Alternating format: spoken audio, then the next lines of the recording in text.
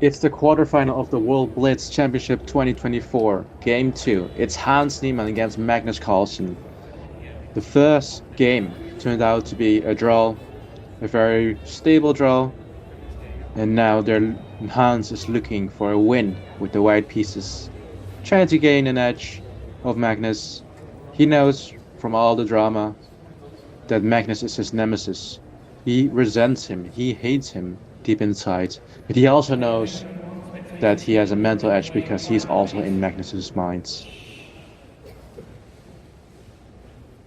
Tensions rise high. So we're ready now for game number 2. We expect the next game to start at 14:36. You start with one, please. And the handshake, here we go. Hans plays e4 and Sicilian. Knight f3, knight c6, and the Russell Lima on the board. But Magnus plays the anti-Thierry line of e5. And knight c3. And after this sequence of moves, Hans and Magnus are both already out of Thierry. And that's exactly what Magnus wants. Hans putting the bishop back on c4. Fast developing moves, knight f6, h3. Reminiscent of the h3 of Magnus's game in the previous Blitz game. Knight h2, provoking Magnus to get annoyed at the very least. Or at least take his time for this position. Magnus thinking. Hans moving his knight twice in the opening. This can't be good. But he goes knight g4 and knight d4 by Magnus. The knight looks really good on d4, but it's not really doing anything yet. So Hans goes a4, gaining space on the queen side. Magnus replies with a6, stopping any intrusions with knight b5.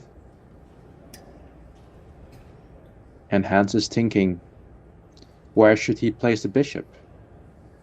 Should he just castle? Should he just trade the knight on f6? Which makes the bishop on f6 kind of weird looking. And obviously Magnus doesn't want it. Yes, he takes.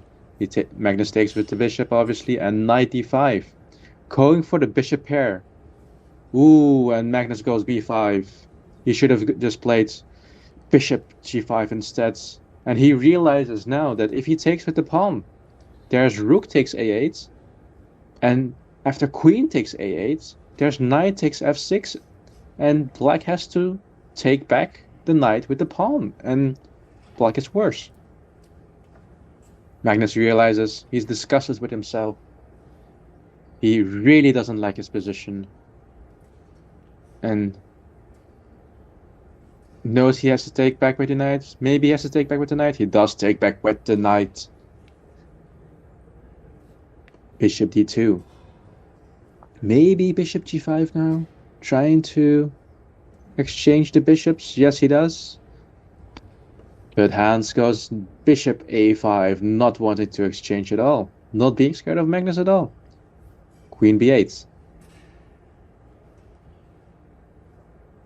And castles, finally, by Niemann. After a long sequence of moves. King h8. Magnus knows he doesn't have much to do on this diagonal, and it's worse. He cannot do much at the moment. Hans is thinking, maybe queen h5? Attacking the bishop on g5, which is undefended at the moment?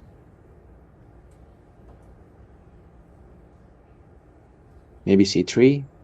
But queen h5 looks to be a very aggressive move.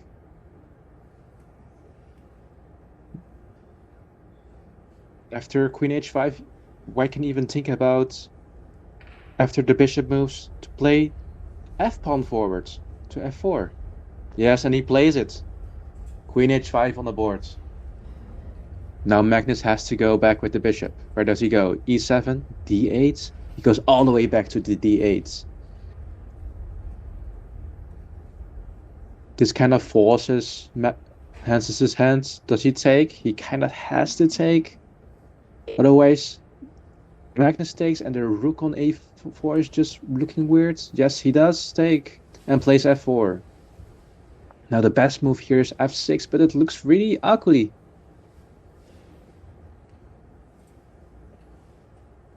Magnus really doesn't like his position. You could also try to take on f4, but that would open up lines for white and would be good for white, therefore.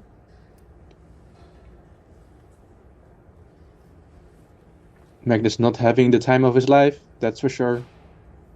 Will he play f6?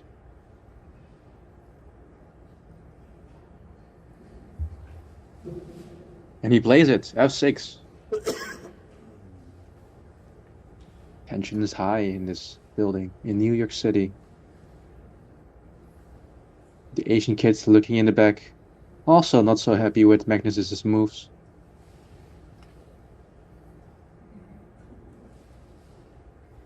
Hans thinking, should he go f5? Should he just take, open up the lines? That looks really good. Did he just take on e5 with the pawn? Yes, he does. Magnus has to take back. Does he take back with e? He takes with the d pawn. And ooh, maybe there's knight f6. If you take the pawn on f6 with the knight, you threaten mate and you threaten the bishop on e6. That looks to be a very good move.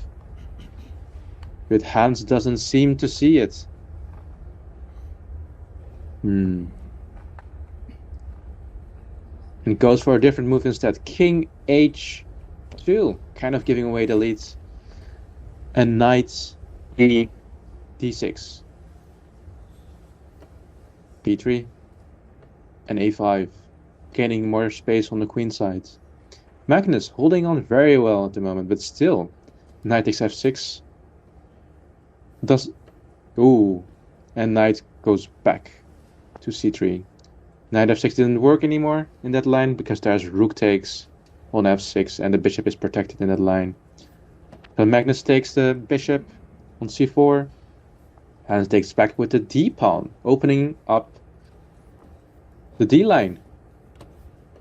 And after queen d2, knight a4. What is going on in this position? Magnus knows that rook d1 is coming. Either one of the white rooks is coming to the d line and looking to take over. So Magnus just takes the pawn. Hans takes the pawn. And the queen goes all the way back to d1. Hans really liking endgames. Even against the GOAT Magnus Carlsen. And Magnus, sensing that he doesn't have the open file on the d-line, knows he is a bit worse. Plays rook b8. And Hans plays rook a3, overprotecting that pawn and making the knight ready to jump into any square he likes to. Very good move. And Magnus, rook c8. Sequence of moves, and Hans is up the pawn. King g8. Ooh. Hans is looking to exchange pieces because he's up the pawn. Magnus declines, and Hans changes more pieces. b5. Ooh. Rook b2, inaccuracy. He should have gone rook c2 instead to stop any plans. Magnus going tricky, but he is opening up the king this way. If he goes king g6, there's rook b2, and it's doubling up the rooks, and it's just not looking fine. The king very awkward on this place. Oh, there's mate! Oh, Magnus blunders mate. Magnus super angry with himself. Doesn't really frustrated. What a game! What a game! Hans in the lead with 1.5 against Magnus half. Magnus still has 2 games to go and strike back at Hans to make it to the next round. Alright, let's see where both players could have gone better. After knight d5 by Hans, Magnus went b5. Instead, an argument could be made that because Hans was attacking the bishop and thus wanted to take the bishop pair, Magnus should have gone bishop g5 and then traded off the bishop pair, so the game looks very equal. Instead, Magnus went b5, looking to put pressure on this bishop, but he realized after a takes b5 that this is not the most direct threat. Instead, white has the threat of rook takes on a8, and after queen takes, the knight would be able to take the bishop with check, not giving black any time and space to regain or even take this bishop. Because after f takes, Hans is the one taking the bishop for bishop. And after knight takes, black is just worse. There's bishop h6, and after this moves away, there is maybe a queen g5 in the future. But okay.